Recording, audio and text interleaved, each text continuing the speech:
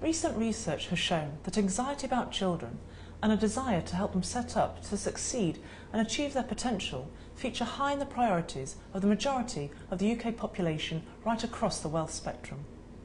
Environmental evidence suggests these concerns may well be founded, as today's children have a new and challenging environment to navigate. In this video, Sarah Lord, Managing Director of Killik Chartered Financial Planners, who is both a chartered and certified financial planner, will talk to us about the options of investing for children. So what is the reality, and how can investors help their children? As both a chartered and certified financial planner, one of the most common requests we receive is to help structure investments and wealth in such a way as to fulfil objectives relating to the next generation or grandchildren. In reality, we are living longer, so retirement provisions need to last much longer, which means either saving more or retiring later. As we live longer, younger generations are increasingly likely to find themselves responsible for elder generations needing care and younger generations needing support. Rising house prices in the UK have left it very difficult, if not impossible, for many young people to get on the property ladder.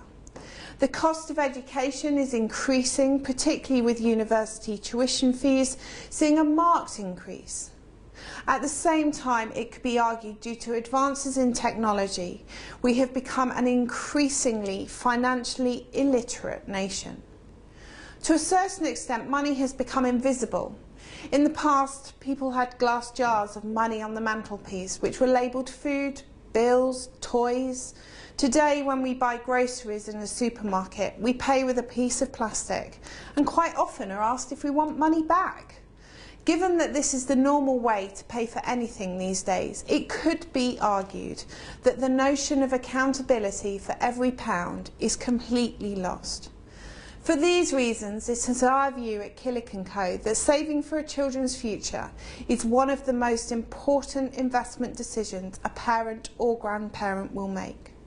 There are many vehicles parents and grandparents can use to help their children and grandchildren financially, but it's all too often the choice is confusing and the most suitable options are not always fully understood. The key for investing for children and assisting them with maximising their cash value from your gifts is to fully utilise the power of compound interest to achieve real growth. So the secret is compound interest. What exactly is that? According to Albert Einstein, the most powerful force in the universe is compound interest. Compound interest arises when interest is added to the original sum, so that from that moment on, the interest has been added also earns interest. The effects of compound interest can be negative as well as positive, which leads us to the often poorly understood but very real risk of inflation. If you consider provisions for your children represented by a pound coin, every time you turn around, a slice of your pound is being taken away. Not because you've taken some out to pay for education or give to your children, but due to the effects of inflation. At a compound inflation rate of 4%, after 10 years, every pound you have for your child is worth just 66 pence. After 20 years, every pound is worth just 44 pence. This example, using inflation compounding at 4%, is actually much lower than the inflation rates which we have experienced recently, and indeed in the past. Inflation was such a problem in the 80s, it prompted the then US President, Ronald Reagan, to make the following statement. Inflation is as violent as a mugger, as frightening as an armed robber, and as deadly as a hitman. So if we do nothing with savings intended to help the next generation, they'll actually end up with much less real value than we intended. That is a risk, but the compounding effect can work in your favour when, after tax, returns are in excess of inflation and the excess is compounded. This is why it's so important to have in place an investment strategy, and in particular one that understands and maximises tax benefits to achieve growth in excess of inflation. The good news is that there are a number of tax-efficient vehicles when it comes to investing for children. Child trust funds. They were introduced by the previous government to encourage children and their parents to save for their future. Children born between 1st of September 2002 would qualify for child benefit, and 1st of January 2011 were eligible for child trust funds. Following the child's birth, the parents were sent a voucher for £250, £500 if they were on income support, with the same amount being sent to them again when the child reached age 7. This additional funding was stopped by the coalition government in September 2010, and children born after this date only received an initial voucher for £50. Each year, a contribution of up to £1,200 could be paid into the Child's Trust Fund, thereby providing parents with a savings vehicle for their children's future. From November 2011, this figure has been increased to align it with the rules for junior ISAs, which I'll come on to shortly. At the age of 18, the child became automatically entitled to all the funds within the Child Trust Fund, which they can, if they wish, roll over into an ISA. All income accumulated within the Child Trust Fund is free from tax, and any capital gains are exempt. Following the abolition of the Child Trust Fund in January 2011, in November 2011 the government launched a new investment vehicle for children called the Junior ISA. This investment vehicle is available to all children resident in the UK under the age of 18 who do not have a child trust fund. However, as I've just mentioned, child trust funds have been aligned to junior ISAs, so apart from the name, a child trust fund now is no different to that of a junior ISA. A junior ISA is, as the name suggests, a version of the main ISA, specifically for children. In other words, it's a tax-efficient savings vehicle for children up to the age of 18. There are two types of junior ISA, cash and stocks and shares. Your child can have one or both types of junior ISA at any one time. Anyone can put money into the account, and the total amount that can be paid into a junior ISA in each tax year is £3,600. If your child has both a cash and a stocks and shares junior ISA, then the total amount that can be paid into the two accounts for each tax year is £3,600. For example, £1,000 in a cash junior ISA and £2,600 into a stocks and shares junior ISA. If your child has both a cash ISA and stocks and shares junior ISA, you can transfer money between them, but you can't transfer money between a junior ISA and an adult ISA, or between a junior ISA and a child trust fund account. As with an adult ISA, there's no tax to pay on the income or any gains a junior ISA makes. The Killik & Co Stocks and Shares Junior ISA may be invested in a variety of ways, including direct equities or through our multi-manager service.